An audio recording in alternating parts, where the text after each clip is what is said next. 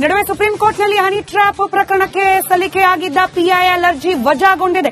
ವಿನಯ್ ಸಿಂಗ್ ಸಲ್ಲಿಕೆ ಮಾಡಿದ್ದ ಸಾರ್ವಜನಿಕ ಹಿತಾಸಕ್ತಿ ಅರ್ಜಿ ಸುಪ್ರೀಂ ಕೋರ್ಟ್ನ ತ್ರಿಸದಸ್ಯ ಪೀಠದಲ್ಲಿ ಇದರ ಬಗ್ಗೆ ವಿಚಾರಣೆ ನಡೆಯಬೇಕಾಗಿತ್ತು. ನ್ಯಾಯಮೂರ್ತಿಗಳಾದ ವಿಕ್ರಮನಾಥ್, ನ್ಯಾಯಮೂರ್ತಿ ಸಂಜಯ್ ಕರೋಲ್, ನ್ಯಾಯಮೂರ್ತಿ ಸಂದೀಪ್ ಮೆಹ್ತಾ ಪೀಠದಲ್ಲಿ ವಿಚಾರಣೆಯನ್ನು ಕೈಗೆತ್ತಿಕೊಳ್ಳಲಾಯಿತು. ಸಿಬಿಐ ತನಿಖೆಗೆ ಕೋರಿ ಪಿಐಎಲ್ ಸಲ್ಲಿಕೆ ಮಾಡಲಾಗಿತ್ತು. ಆದರೆ ಅರ್ಜಿಯನ್ನ ವಜಾಗೊಳಿಸಿದೆ ಸುಪ್ರೀಂ ಕೋರ್ಟ್.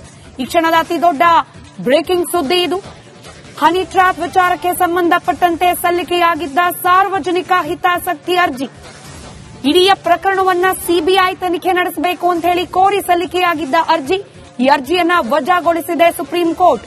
ಒಂದು ಕಡೆ ರಾಜಣ್ಣ ದಾಖಲೆ ಇಲ್ಲ, ಸಾಕ್ಷ್ಯ ಇಲ್ಲ ಅಂತ ಹೇಳಿ ದೂರು ಕೊಟ್ಟಿದ್ದಾರೆ. ಆ ದೂರು ತನಿಖೆ ಆಗಿ ಯಾವ ಹಂತಕ್ಕೆ ಇದರಿಂದ ಒಂದು ಕನ್ಕ್ಲೂಷನ್ ಸಿಗುತ್ತೆ, ಈ ಹನಿ ಟ್ರ್ಯಾಪ್ ಪ್ರಕರಣದಲ್ಲಿ ಭಾಗಿಯಾದವರಿಗೆ ಶಿಕ್ಷೆ ಅಂತ ಹೇಳಿ ಆಗುತ್ತಾ ಅನ್ನೋ ಅನುಮಾನ ನಿನ್ನೆಯಿಂದಲೂ ಕಾಡ್ತಾ ಇದೆ. ಇದರ ಜೊತೆಯಲ್ಲೇ ಇದೀಗ ಸಿಬಿಐಗೆ ತನಿಖೆಗೆ ವಹಿಸಬೇಕು ಅಂತ ಹೇಳಿ ಕೋರಿ ಸಲ್ಲಿಕೆಯಾಗಿದ್ದ ಅರ್ಜಿಯನ್ನ ಕೂಡ ಸುಪ್ರೀಂ ಕೋರ್ಟ್ ವಜಾಗೊಳಿಸಿದೆ.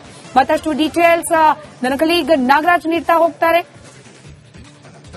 ಜೊತೆಗೆ ಅಭಿಷೇಕ್ ಕೂಡ ನೇರ ಸಂಪರ್ಕದಲ್ಲಿದ್ದಾರೆ. ನನ್ನ ಮತ್ತೋರ್ವ ಕೊಲೀಗ್ ನಾಗರಾಜ್, ಪಿಐಎಲ್ ಸಲ್ಲಿಕೆಯಾಗಿತ್ತು ಸುಪ್ರೀಂ ಕೋರ್ಟ್ನಲ್ಲಿ, ವಜಾಗೊಂಡಿದೆ, ಏನೆಲ್ಲ ಡೀಟೇಲ್ಸ್ ಸಿಗ್ತಾ ಇದೆ?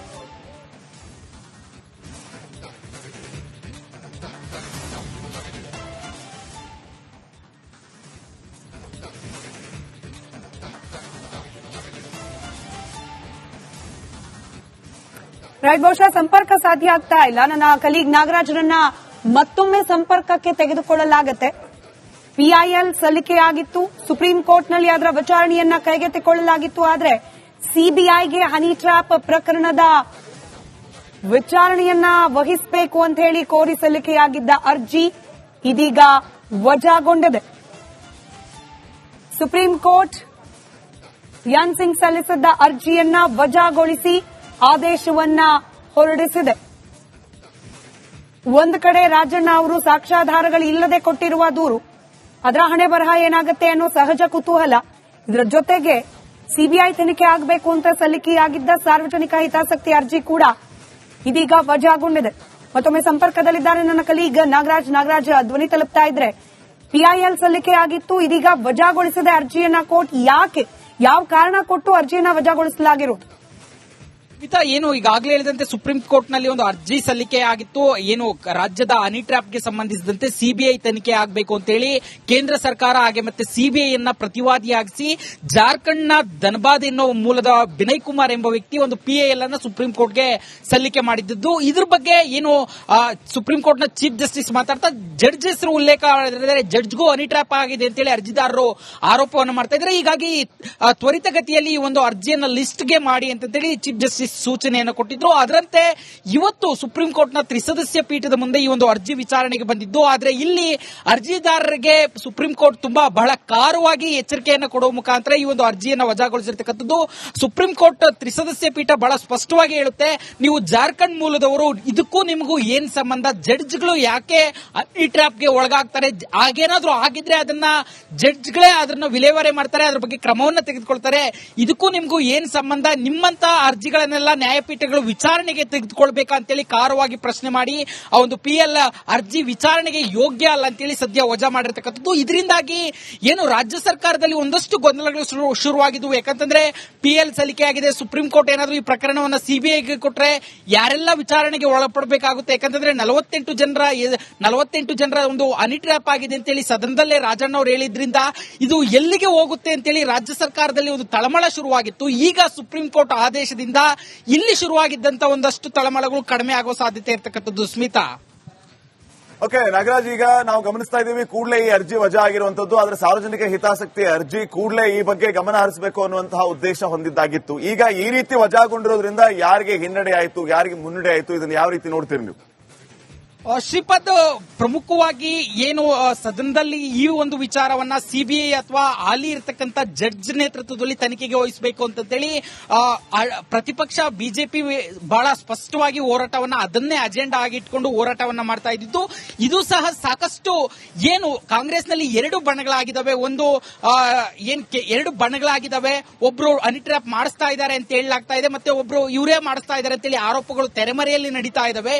ಇದು ತೆರೆಮರೆಯಲ್ಲಿ ತೆರೆಮರೆಯಲ್ಲಿ ನಡೆಸ್ತಾ ಇದ್ದಂತ ಏನು ಕೆಲವ್ರ ಮೇಲೆ ಆರೋಪ ಮಾಡಿಕೊಂಡು ತೆರೆಮರೆಯಲ್ಲಿ ಕಸರತ್ತನ್ನ ಮಾಡ್ತಾ ಇದ್ರು, ಅವ್ರಿಗೆ ಇದೊಂದು ರೀತಿ ಹಿನ್ನಡೆ. ಯಾಕಂತಂದ್ರೆ ಸಿಬಿಐಗೆ ಹೋದ್ರೆ ಈ ಸಿಬಿಐ ಮತ್ತೆ ಪ್ರತಿಪಕ್ಷ ಬಿಜೆಪಿ ಆಗ್ರಹಿಸ್ತಾ ಇರೋದ್ರಿಂದ ಸಿಬಿಐನಿಂದಾಗಿ ಸಾಕಷ್ಟು ಜನರು ವಿಚಾರಣೆಗೆ ಒಳಪಡಬೇಕಾದಂತ ಸಾಧ್ಯತೆ ಇರುತ್ತೆ. ಮತ್ತೆ ಸಾಕಷ್ಟು ಹಳೆ ವಿಚಾರಗಳು, ಯಾಕಂತಂದ್ರೆ ಈ ಒಂದು ಪರ್ಟಿಕ್ಯುಲರ್ ವಿಚಾರಕ್ಕೆ ಸಂಬಂಧಪಡದಂತೆ ಈ ಹಿಂದೆ ನಡೆದಿರತಕ್ಕಂಥ ಪ್ರಕರಣಗಳು ಹೊರಗಡೆ ಬರೋ ಸಾಧ್ಯತೆ ಇದೆ. ಇದರಿಂದಾಗಿ ಸಾಕಷ್ಟು ರಾಜಕೀಯ ಲಾಭಗಳನ್ನ ಪಡೆದುಕೊಳ್ಳಬಹುದು ಅಂತೇಳಿ ಏನು ಪ್ರತಿಪಕ್ಷ ಬಿಜೆಪಿ ಇರ್ಬೋದು ಅಥವಾ ಆಡಳಿತ ಪಕ್ಷದಲ್ಲೇ ಇರತಕ್ಕಂತ ಮತ್ತೊಂದು ಬಣ ಇರ್ಬೋದು, ಇವುಗಳ ಒಂದು ಯೋಚನೆ ಇತ್ತು. ಇದು ಇವಕ್ಕೆ ಹಿನ್ನಡೆ ಆಗಿರ್ತಕ್ಕಂಥದ್ದು. ಈಗ ರಾಜ್ಯ ಸರ್ಕಾರದ ಅಧೀನಕ್ಕೆ ಈ ಒಂದು ತನಿಖೆ ಮಾಡಿಸಬೇಕಾ ಅಥವಾ SIT ರಚನೆ ಮಾಡಬೇಕಾ ಅನ್ನೋದು ಸರ್ಕಾರದ ಅಧೀನದಲ್ಲೇ ಇರೋದ್ರಿಂದ ಈಗ ಇದು ರಾಜ್ಯದ ವ್ಯಾಪ್ತಿಯನ್ನ ಮಾತ್ರ ಹೊಂದಿರುತ್ತೆ. ಹೀಗಾಗಿ ಇಲ್ಲಿ ಬಿಜೆಪಿಗೆ ಏನು ಒಂದು ಸಿಬಿಐಗೆ ಹೋಗುತ್ತೆ, ಸಿಬಿಐ ಯಾರನ್ನಾದ್ರೂ ವಿಚಾರಣೆಗೆ ಕರೆದುಕೊಂಡು ಹೋದ್ರೆ ಇದನ್ನೇ ದೊಡ್ಡ ಅಸ್ತ್ರವನ್ನಾಗಿ ಮಾಡಿಕೊಂಡು ಹೋರಾಟಕ್ಕೆ ಇಳಿಬಹುದು ಅಂತೇಳಿ ಎಣಿಸಲಾಗಿತ್ತು.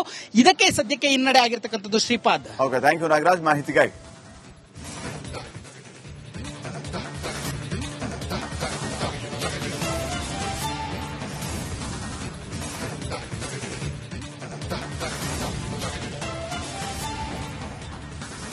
ಈ ನಡುವೆ ಸುಪ್ರೀಂ ಕೋರ್ಟ್ನಲ್ಲಿ ಹನಿ ಟ್ರ್ಯಾಪ್ ಪ್ರಕರಣಕ್ಕೆ ಸಲ್ಲಿಕೆಯಾಗಿದ್ದ PIL ಅರ್ಜಿ ವಜಾಗೊಂಡಿದೆ.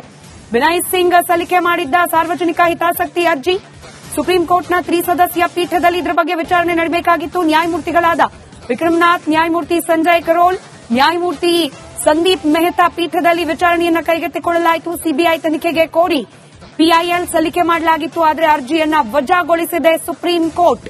ಈ ಕ್ಷಣದ ಅತಿ ದೊಡ್ಡ ಬ್ರೇಕಿಂಗ್ ಸುದ್ದಿ ಇದು. ಹನಿ ಟ್ರ್ಯಾಪ್ ವಿಚಾರಕ್ಕೆ ಸಂಬಂಧಪಟ್ಟಂತೆ ಸಲ್ಲಿಕೆಯಾಗಿದ್ದ ಸಾರ್ವಜನಿಕ ಹಿತಾಸಕ್ತಿ ಅರ್ಜಿ, ಇಡೀ ಪ್ರಕರಣವನ್ನ ಸಿಬಿಐ ತನಿಖೆ ನಡೆಸಬೇಕು ಅಂತ ಹೇಳಿ ಕೋರಿ ಸಲ್ಲಿಕೆಯಾಗಿದ್ದ ಅರ್ಜಿ, ಈ ಅರ್ಜಿಯನ್ನ ವಜಾಗೊಳಿಸಿದೆ ಸುಪ್ರೀಂ ಕೋರ್ಟ್. ಒಂದು ಕಡೆ ರಾಜಣ್ಣ ದಾಖಲೆ ಇಲ್ಲ, ಸಾಕ್ಷ್ಯ ಇಲ್ಲ ಅಂತ ಹೇಳಿ ದೂರು ಕೊಟ್ಟಿದ್ದಾರೆ. ಆ ದೂರು ತನಿಖೆ ಆಗಿ ಯಾವ ಹಂತಕ್ಕೆ ಇದರಿಂದ ಒಂದು ಕನ್ಕ್ಲೂಷನ್ ಸಿಗುತ್ತೆ, ಈ ಹನಿ ಟ್ರ್ಯಾಪ್ ಪ್ರಕರಣದಲ್ಲಿ ಭಾಗಿಯಾದವರಿಗೆ ಶಿಕ್ಷೆ ಅಂತ ಹೇಳಿ ಆಗುತ್ತಾ ಅನ್ನೋ ಅನುಮಾನ ನಿನ್ನೆಯಿಂದಲೂ ಕಾಡ್ತಾ ಇದೆ. ಇದರ ಜೊತೆಯಲ್ಲೇ ಇದೀಗ ಸಿಬಿಐಗೆ ತನಿಖೆಗೆ ವಹಿಸಬೇಕು ಅಂತ ಹೇಳಿ ಕೋರಿ ಸಲ್ಲಿಕೆಯಾಗಿದ್ದ ಅರ್ಜಿಯನ್ನ ಕೂಡ ಸುಪ್ರೀಂ ಕೋರ್ಟ್ ವಜಾಗೊಳಿಸಿದೆ. ಮತ್ತಷ್ಟು ಡೀಟೇಲ್ಸ್ ನನ್ನ ಕಲೀಗ್ ನಾಗರಾಜ್ ನೀಡ್ತಾ ಹೋಗ್ತಾರೆ. ಜೊತೆಗೆ ಅಭಿಷೇಕ್ ಕೂಡ ನೇರ ಸಂಪರ್ಕದಲ್ಲಿದ್ದಾರೆ. ನನ್ನ ಮತ್ತೋರ್ವ ಕೊಲೀಗ್ ನಾಗರಾಜ್, PIL ಸಲ್ಲಿಕೆಯಾಗಿತ್ತು ಸುಪ್ರೀಂ ಕೋರ್ಟ್ನಲ್ಲಿ, ವಜಾಗೊಂಡಿದೆ, ಏನೆಲ್ಲ ಡೀಟೇಲ್ಸ್ ಸಿಗ್ತಾ ಇದೆ?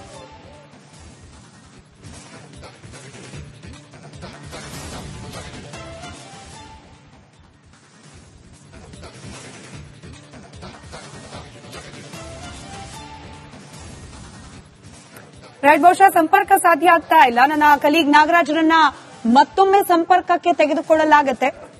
PIL ಸಲ್ಲಿಕೆಯಾಗಿತ್ತು ಸುಪ್ರೀಂ ಕೋರ್ಟ್ನಲ್ಲಿ, ಅದರ ವಿಚಾರಣೆಯನ್ನ ಕೈಗೆತ್ತಿಕೊಳ್ಳಲಾಗಿತ್ತು. ಆದರೆ ಸಿಬಿಐಗೆ ಹನಿ ಟ್ರ್ಯಾಪ್ ಪ್ರಕರಣದ ವಿಚಾರಣೆಯನ್ನ ವಹಿಸಬೇಕು ಅಂತ ಹೇಳಿ ಕೋರಿ ಸಲ್ಲಿಕೆಯಾಗಿದ್ದ ಅರ್ಜಿ ಇದೀಗ ವಜಾಗೊಂಡಿದೆ. ಸುಪ್ರೀಂ ಕೋರ್ಟ್ ರಿಯಾನ್ ಸಿಂಗ್ ಸಲ್ಲಿಸಿದ್ದ ಅರ್ಜಿಯನ್ನ ವಜಾಗೊಳಿಸಿ ಆದೇಶವನ್ನ ಹೊರಡಿಸಿದೆ. ಒಂದು ಕಡೆ ರಾಜಣ್ಣ ಅವರು ಸಾಕ್ಷ್ಯಾಧಾರಗಳು ಇಲ್ಲದೆ ಕೊಟ್ಟಿರುವ ದೂರು, ಅದರ ಹಣೆ ಬರಹ ಏನಾಗುತ್ತೆ ಅನ್ನೋ ಸಹಜ ಕುತೂಹಲ. ಇದರ ಜೊತೆಗೆ ಸಿಬಿಐ ತನಿಖೆ ಆಗಬೇಕು ಅಂತ ಸಲ್ಲಿಕೆಯಾಗಿದ್ದ ಸಾರ್ವಜನಿಕ ಹಿತಾಸಕ್ತಿ ಅರ್ಜಿ ಕೂಡ ಇದೀಗ ವಜಾಗೊಂಡಿದೆ. ಮತ್ತೊಮ್ಮೆ ಸಂಪರ್ಕದಲ್ಲಿದ್ದಾರೆ ನನ್ನ ಕಲೀಗ್ ನಾಗರಾಜ್ ಧ್ವನಿ ತಲುಪ್ತಾ ಇದ್ರೆ.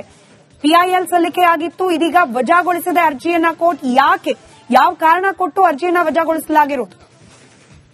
ಏನು ಈಗಾಗಲೇ ಹೇಳಿದಂತೆ ಸುಪ್ರೀಂ ಕೋರ್ಟ್ ನಲ್ಲಿ ಒಂದು ಅರ್ಜಿ ಸಲ್ಲಿಕೆ ಆಗಿತ್ತು. ಏನು ರಾಜ್ಯದ ಹನಿ ಟ್ರ್ಯಾಪ್ಗೆ ಸಂಬಂಧಿಸಿದಂತೆ ಸಿಬಿಐ ತನಿಖೆ ಆಗಬೇಕು ಅಂತೇಳಿ ಕೇಂದ್ರ ಸರ್ಕಾರ ಹಾಗೆ ಮತ್ತೆ ಸಿಬಿಐಯನ್ನ ಪ್ರತಿವಾದಿಯಾಗಿಸಿ ಜಾರ್ಖಂಡ್ನ ಧನಬಾದ್ ಎನ್ನುವ ಮೂಲದ ಬಿನಯ್ ಕುಮಾರ್ ಎಂಬ ವ್ಯಕ್ತಿ ಒಂದು PIL ಅನ್ನ ಸುಪ್ರೀಂ ಕೋರ್ಟ್ಗೆ ಸಲ್ಲಿಕೆ ಮಾಡಿದ್ದು. ಇದ್ರ ಬಗ್ಗೆ ಏನು ಸುಪ್ರೀಂ ಕೋರ್ಟ್ನ ಚೀಫ್ ಜಸ್ಟಿಸ್ ಮಾತಾಡ್ತಾ ಜಡ್ಜ್ ಹೆಸರು ಉಲ್ಲೇಖ ಮಾಡಿದ್ರೆ ಜಡ್ಜ್ಗೂ ಹನಿ ಟ್ರ್ಯಾಪ್ ಆಗಿದೆ ಅಂತೇಳಿ ಅರ್ಜಿದಾರರು ಆರೋಪವನ್ನು ಮಾಡ್ತಾ ಇದ್ದಾರೆ. ಹೀಗಾಗಿ ತ್ವರಿತಗತಿಯಲ್ಲಿ ಈ ಒಂದು ಅರ್ಜಿಯನ್ನ ಲಿಸ್ಟ್ಗೆ ಮಾಡಿ ಅಂತೇಳಿ ಚೀಫ್ ಜಸ್ಟಿಸ್ ಸೂಚನೆಯನ್ನು ಕೊಟ್ಟಿದ್ರು. ಅದರಂತೆ ಇವತ್ತು ಸುಪ್ರೀಂ ಕೋರ್ಟ್ನ ತ್ರಿಸದಸ್ಯ ಪೀಠದ ಮುಂದೆ ಈ ಒಂದು ಅರ್ಜಿ ವಿಚಾರಣೆಗೆ ಬಂದಿದ್ದು. ಆದರೆ ಇಲ್ಲಿ ಅರ್ಜಿದಾರರಿಗೆ ಸುಪ್ರೀಂ ಕೋರ್ಟ್ ತುಂಬಾ ಬಹಳ ಕಾರವಾಗಿ ಎಚ್ಚರಿಕೆಯನ್ನು ಕೊಡುವ ಮುಖಾಂತರ ಈ ಒಂದು ಅರ್ಜಿಯನ್ನು ವಜಾಗೊಳಿಸಿರ್ತಕ್ಕಂಥದ್ದು.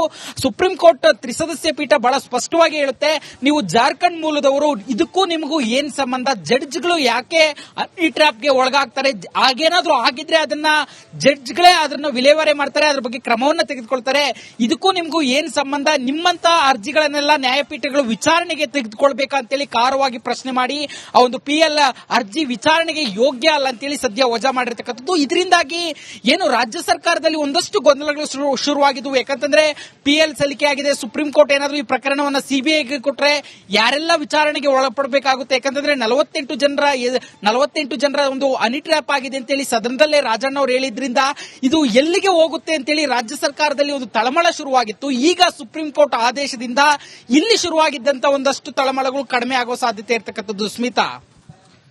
ಓಕೆ ನಾಗರಾಜ್, ಈಗ ನಾವು ಗಮನಿಸ್ತಾ ಇದ್ದೀವಿ ಕೂಡಲೇ ಈ ಅರ್ಜಿ ವಜಾ ಆಗಿರುವಂತದ್ದು. ಆದ್ರೆ ಸಾರ್ವಜನಿಕ ಹಿತಾಸಕ್ತಿ ಅರ್ಜಿ ಕೂಡಲೇ ಈ ಬಗ್ಗೆ ಗಮನ ಹರಿಸಬೇಕು ಅನ್ನುವಂತಹ ಉದ್ದೇಶ ಹೊಂದಿದ್ದಾಗಿತ್ತು. ಈಗ ಈ ರೀತಿ ವಜಾಗೊಂಡಿರೋದ್ರಿಂದ ಯಾರಿಗೆ ಹಿನ್ನಡೆ ಆಯಿತು, ಯಾರಿಗೆ ಮುನ್ನಡೆ ಆಯಿತು, ಇದನ್ನು ಯಾವ ರೀತಿ ನೋಡ್ತೀರಿ ನೀವು? ಶ್ರೀಪಾದ್, ಪ್ರಮುಖವಾಗಿ ಏನು ಸದನದಲ್ಲಿ ಈ ಒಂದು ವಿಚಾರವನ್ನ CBI ಅಥವಾ ಹಾಲಿ ಇರತಕ್ಕಂತ ಜಡ್ಜ್ ನೇತೃತ್ವದಲ್ಲಿ ತನಿಖೆಗೆ ವಹಿಸಬೇಕು ಅಂತೇಳಿ ಪ್ರತಿಪಕ್ಷ ಬಿಜೆಪಿ ಬಹಳ ಸ್ಪಷ್ಟವಾಗಿ ಹೋರಾಟವನ್ನ ಅದನ್ನೇ ಅಜೆಂಡಾ ಆಗಿಟ್ಕೊಂಡು ಹೋರಾಟವನ್ನ ಮಾಡ್ತಾ ಇದ್ದಿದ್ದು. ಇದು ಸಹ ಸಾಕಷ್ಟು ಏನು ಕಾಂಗ್ರೆಸ್ನಲ್ಲಿ ಎರಡು ಬಣಗಳಾಗಿದ್ದಾವೆ. ಒಂದು ಎರಡು ಬಣಗಳಾಗಿದ್ದಾವೆ. ಒಬ್ರು ಹನಿ ಟ್ರ್ಯಾಪ್ ಮಾಡಿಸ್ತಾ ಇದ್ದಾರೆ ಅಂತ ಹೇಳಲಾಗ್ತಾ ಇದೆ, ಮತ್ತೆ ಒಬ್ರು ಇವರೇ ಮಾಡಿಸ್ತಾ ಇದ್ದಾರೆ ಅಂತೇಳಿ ಆರೋಪಗಳು ತೆರೆಮರೆಯಲ್ಲಿ ನಡೀತಾ ಇದ್ದಾವೆ. ಇದು ತೆರೆಮರೆಯಲ್ಲಿ ನಡೆಸ್ತಾ ಇದ್ದಂತ ಏನು ಕೆಲವರ ಮೇಲೆ ಆರೋಪ ಮಾಡಿಕೊಂಡು ತೆರೆಮರೆಯಲ್ಲಿ ಕಸರತ್ತನ್ನ ಮಾಡ್ತಾ ಇದ್ರು, ಅವ್ರಿಗೆ ಇದೊಂದು ರೀತಿ ಹಿನ್ನಡೆ. ಯಾಕಂತಂದ್ರೆ CBIಗೆ ಹೋದ್ರೆ ಈ CBI ಮತ್ತೆ ಪ್ರತಿಪಕ್ಷ ಬಿಜೆಪಿ ಆಗ್ರಹಿಸ್ತಾ ಇರೋದ್ರಿಂದ CBIನಿಂದಾಗಿ ಸಾಕಷ್ಟು ಜನರು ವಿಚಾರಣೆಗೆ ಒಳಪಡಬೇಕಾದಂತ ಸಾಧ್ಯತೆ ಇರುತ್ತೆ. ಮತ್ತೆ ಸಾಕಷ್ಟು ಹಳೆ ವಿಚಾರಗಳು, ಯಾಕಂತಂದ್ರೆ ಈ ಒಂದು ಪರ್ಟಿಕ್ಯುಲರ್ ವಿಚಾರಕ್ಕೆ ಸಂಬಂಧಪಡದಂತೆ ಈ ಹಿಂದೆ ನಡೆದಿರತಕ್ಕಂಥ ಪ್ರಕರಣಗಳು ಹೊರಗಡೆ ಬರೋ ಸಾಧ್ಯತೆ ಇದೆ. ಇದರಿಂದಾಗಿ ಸಾಕಷ್ಟು ರಾಜಕೀಯ ಲಾಭಗಳನ್ನ ಪಡೆದುಕೊಳ್ಳಬಹುದು ಅಂತೇಳಿ ಏನು ಪ್ರತಿಪಕ್ಷ ಬಿಜೆಪಿ ಇರಬಹುದು ಅಥವಾ ಆಡಳಿತ ಪಕ್ಷದಲ್ಲಿ ಇರತಕ್ಕಂತ ಮತ್ತೊಂದು ಬಣ ಇರಬಹುದು, ಇವುಗಳ ಒಂದು ಯೋಚನೆ ಇತ್ತು. ಇದು ಇವಕ್ಕೆ ಹಿನ್ನಡೆ ಆಗಿರ್ತಕ್ಕಂಥದ್ದು. ಈಗ ರಾಜ್ಯ ಸರ್ಕಾರದ ಅಧೀನಕ್ಕೆ ಈ ಒಂದು ತನಿಖೆ ಮಾಡಿಸಬೇಕಾ ಅಥವಾ SIT ರಚನೆ ಮಾಡಬೇಕಾ ಅನ್ನೋದು ಸರ್ಕಾರದ ಅಧೀನದಲ್ಲೇ ಇರೋದ್ರಿಂದ ಈಗ ಇದು ರಾಜ್ಯದ ವ್ಯಾಪ್ತಿಯನ್ನೇ ಮಾತ್ರ ಹೊಂದಿರುತ್ತೆ. ಹೀಗಾಗಿ ಇಲ್ಲಿ ಬಿಜೆಪಿಗೆ ಏನು ಒಂದು CBIಗೆ ಹೋಗುತ್ತೆ, CBI ಯಾರನ್ನಾದ್ರೂ ವಿಚಾರಣೆಗೆ ಕರೆದುಕೊಂಡು ಹೋದ್ರೆ ಇದನ್ನೇ ದೊಡ್ಡ ಅಸ್ತ್ರವನ್ನಾಗಿ ಮಾಡಿಕೊಂಡು ಹೋರಾಟಕ್ಕೆ ಇಳಿಬಹುದು ಅಂತೇಳಿ ಎಣಿಸಲಾಗಿತ್ತು. ಇದಕ್ಕೆ ಸದ್ಯಕ್ಕೆ ಹಿನ್ನಡೆ ಆಗಿರ್ತಕ್ಕಂಥದ್ದು. Shripad. Okay, thank you Nagaraj ಮಾಹಿತಿಗಾಗಿ.